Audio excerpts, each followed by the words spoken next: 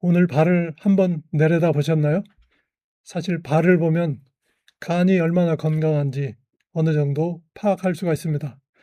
오늘은 발과 다리에 나타나는 간 건강 경고 신호 10가지를 하나씩 자세히 말씀드리겠습니다. 지금 바로 여러분의 발을 확인해 보시면서 들어보세요. 먼저 한 가지 말씀드립니다. 오늘 내용은 간 질환을 직접 진단하는 것이 아닙니다.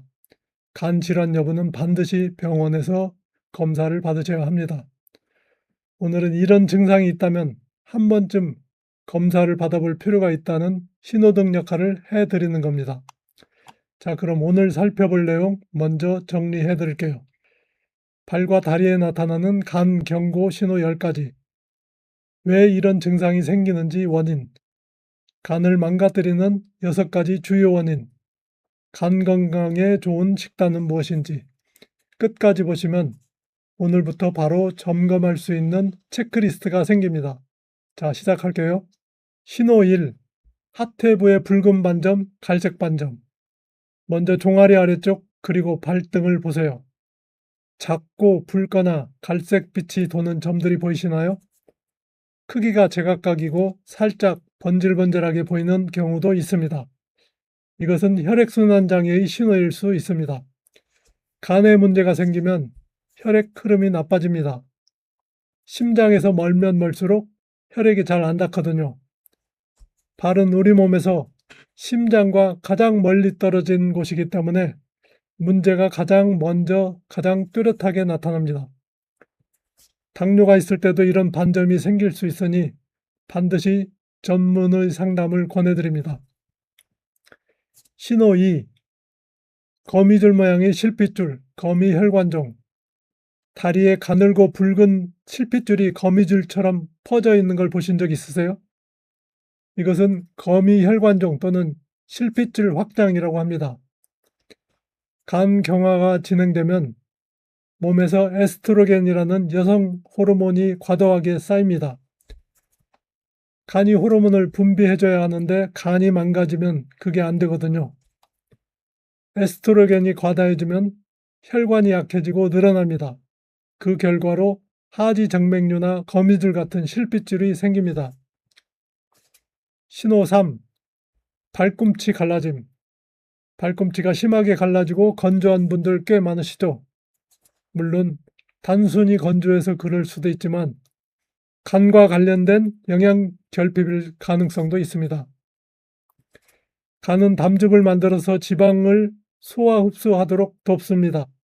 간이 나빠지면 담즙이 잘 안 만들어지고 그러면 지용성 영양소가 흡수가 잘 안 됩니다. 특히 이런 경우 부족해지기 쉬운 것들이 있습니다. 비타민 B3, 피부를 건강하게 유지하는 데 필수입니다.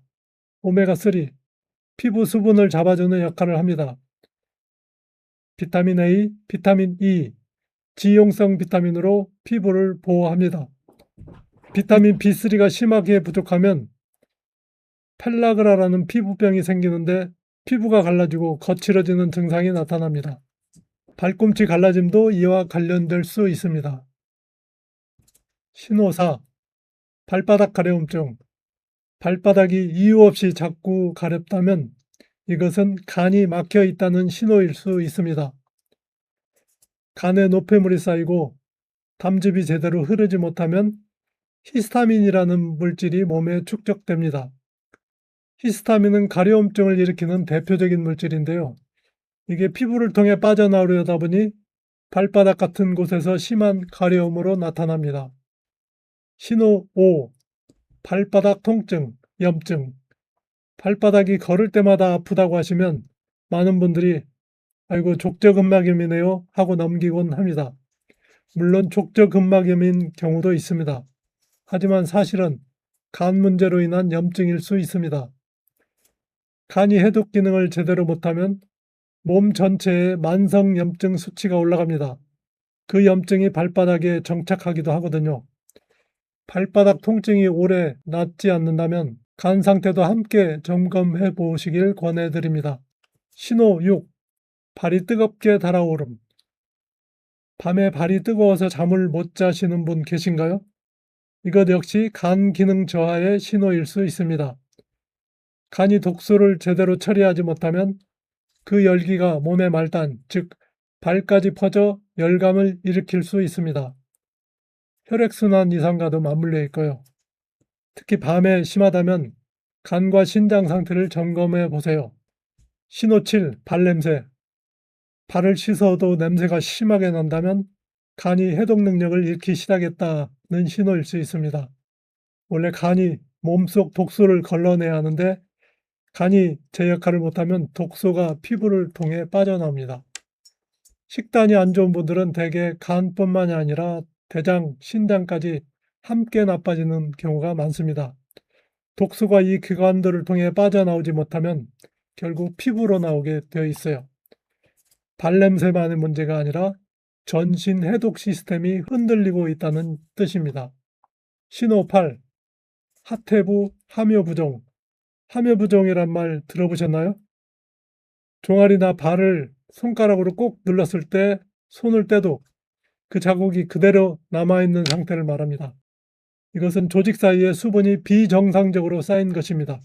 간이 나빠지면 알부민이라는 혈중 단백질이 줄어드는데 알부민은 혈관 안에 수분을 붙잡아두는 역할을 합니다.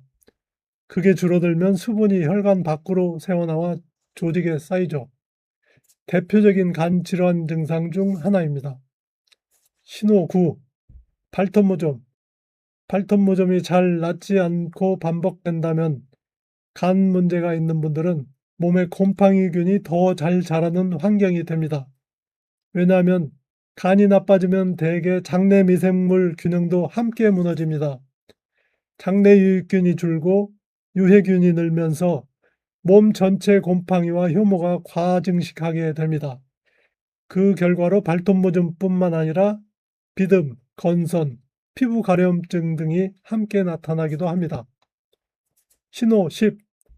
손 발톱이 하얗게 변함.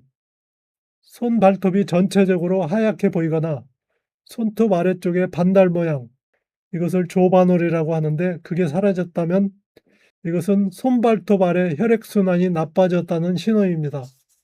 간 기능이 저하되면 혈액 내 적혈구나 단백질 수치가 낮아지고 혈액이 말단까지 제대로 공급되지 않아 손발톱이 하얗게 변하는 현상이 나타납니다. 자, 여기서 정리해 드릴게요.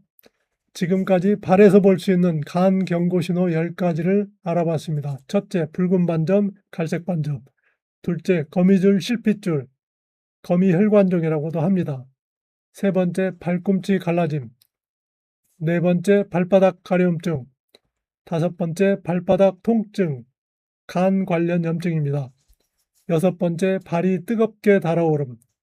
일곱 번째, 심한 발냄새. 여덟 번째, 누르면 자국이 남는 부종. 아홉 번째, 반복되는 발톱무좀. 열 번째, 하얗게 변하는 손발톱.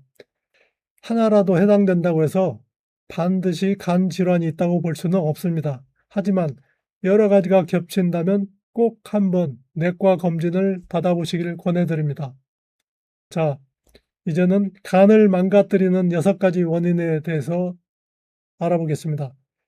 이런 증상들이 왜 생기는 걸까요? 간이 왜 나빠지는지 대표적인 원인 6가지를 짚어드리겠습니다. 첫 번째, 약물 부작용입니다. 많은 분들이 모르고 계시는데 장기간 복용하는 약물들이 간에 상당한 부담을 줄 수 있습니다. 특히 여러 약을 동시에 드시는 분들은 더 주의가 필요합니다. 두 번째, 과도한 당 섭취입니다. 특히 액상과당, 고과당, 옥수수 시럽 등이 있죠. 이것이 문제입니다. 청량음료, 가공식품, 단 과자류에 많이 들어있는데요. 이것이 간에서 직접 지방으로 전환되어 지방간을 만드는 주범 중 하나입니다. 세 번째, 가공 통조림 식품 위주의 식단입니다. 열 처리된 통조림 식품만 드시고 신선한 음식을 거의 안 드시면 간과 신장 모두에 장기적으로 부담이 쌓입니다. 소화 효소도 없고 항산화 성분도 부족하니까요. 네 번째, 채소 섭취 부족입니다. 채소에는 간이 해독 과정에서 필요한 효소 조효인자, 항산화제, 식이섬유가 들어있습니다. 채소 없이 인스턴트 위주로 드시면 간의 해독 능력이 서서히 떨어집니다. 5번째, 과도한 음주입니다. 이건 이미 잘 아시죠? 알코올성 지방간. 이것이 알코올성 간염으로 진화하고 간경화로 이어지는 경로는 너무나 잘 알려져 있습니다. 6번째, 과도한 단백질 섭취입니다. 단백질은 많이 먹을수록 좋다고 생각하시는 분들 많은데요.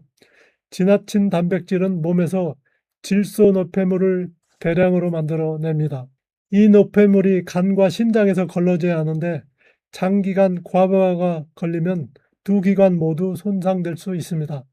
간이나 신장 기능이 좋지 않으신 분들은 단백질을 적당히 줄이고 채소 비중을 늘리는 것이 좋습니다.